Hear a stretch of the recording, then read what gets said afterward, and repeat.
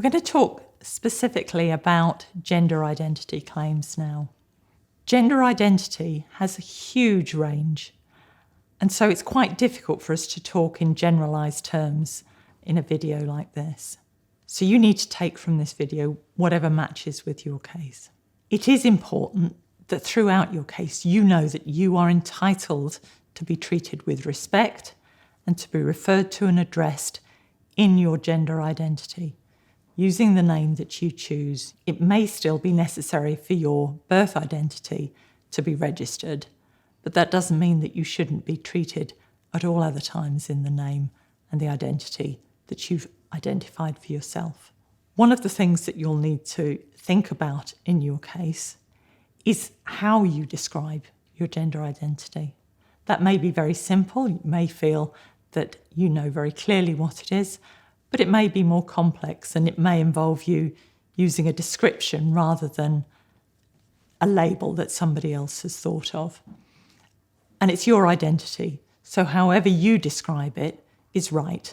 There is no other right and wrong way. Whatever your gender identity is may be different from the way that you are expressing your gender identity. Those two things aren't necessarily the same, and you may not want to express your gender identity or have the opportunity to express it so far or at this time.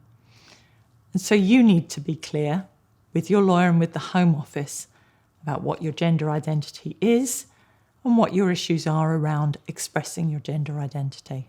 Your gender identity may involve some kind of transition at some stage and might even involve a medical transition, but that isn't an essential part of a gender identity claim. And if anyone tells you that you need to be planning a transition or have had a medical or social transition, that isn't the case.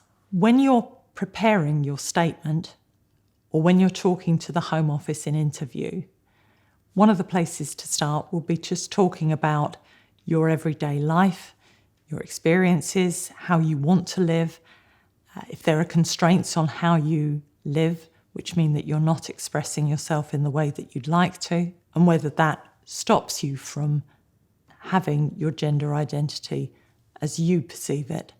Let's have a think about some questions that might help you when you're writing your statement, and they'll help you to prepare for what questions the Home Office might ask you. So perhaps the starting place might be, when did you first perceive your own identity as it is now? Maybe that's a very recent thing, maybe that's how you always felt. And that's your own personal explanation and your own personal story. There is no right and no wrong answer. Think about how it was when you were younger. Did other people perceive that you were different in your gender identity in some way? That might have even included them thinking that your sexual orientation was different. Some people do get confused between sexual orientation and gender identity. Was there a time when you started to express yourself in a different gender identity from the one that you were born into or assigned at birth? That may not have happened, that may not have been possible or appropriate. And neither of those is the right or the wrong answer. It's just explaining what happened in your life. When you're thinking about submitting evidence to back up your case, that can come from a variety of different sources. Witnesses can be particularly important, but there might not be any witnesses in your case who know enough about you or anything about you or your gender identity. And if you haven't got a witness, that doesn't mean that your case can't succeed. But if there should be witnesses available, then try to persuade them to support your case by writing letters or statements themselves. Those witnesses might be family members who are prepared to write and tell them about your life when you were growing up or earlier with them. It might be friends that you know now in your new identity, who may not know anything about your background, but can talk about how you live your life and what your gender identity is now. Gender identity is not a medical issue. It's about your personal identity. Now, there might be medical aspects to your case, either because you've had a medical transition or some other intervention at some stage, perhaps even some intervention that wasn't your choice and was against your wishes. So there might be medical evidence that's relevant. But gender identity is not about having a doctor or a psychiatrist say what your gender identity is. You need to talk about your gender identity as it is in the United Kingdom. How do you describe it now? And whether there's any limits now on how you express that gender identity. You might be told by people who are trying to be helpful that if you have a gender identity, you must live in that identity in the UK. But we know that some people don't do that because they can't until they know that they're going to be safe here. You need to explain what your situation is and live the life that is true for you and explain your decisions. And so long as you are open about explaining how your life is and why it's the way it is, hopefully you will be believed. You need to talk in your statement and in your interview about what would happen if you went back to your own country of origin. Would you be able to live in your gender identity in the way that you want to?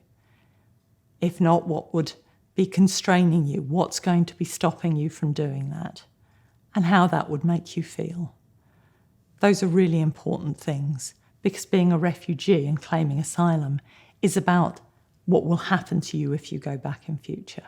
You need to talk about what you think will happen when you go back and who you fear. Your fear may be of the state authorities, the government, the police in your own country, but it might be more specific. It might be that you have a problem with your family and that your family are not accepting of your gender identity. Whatever is in your story is what you say. Again, there's no right answer and there's no wrong answer. But if the problem is from your family or from a smaller group, perhaps your local community, you do need to think about questions like why you can't go and get help from the police. Now, that may seem obvious to you because you may know that the police won't help you, but you need to explain that to the Home Office so that they understand the situation that you think you would face. You also need to talk about whether there is somewhere else you could go and live in your country. You only get asylum in a country like the United Kingdom if you can't be safe anywhere in your own country. So if the problem is from your government, that might extend across the whole of your country. But if it's just from your family or your local community, then you need to explain why you couldn't be safe by simply going somewhere else in the country away from them.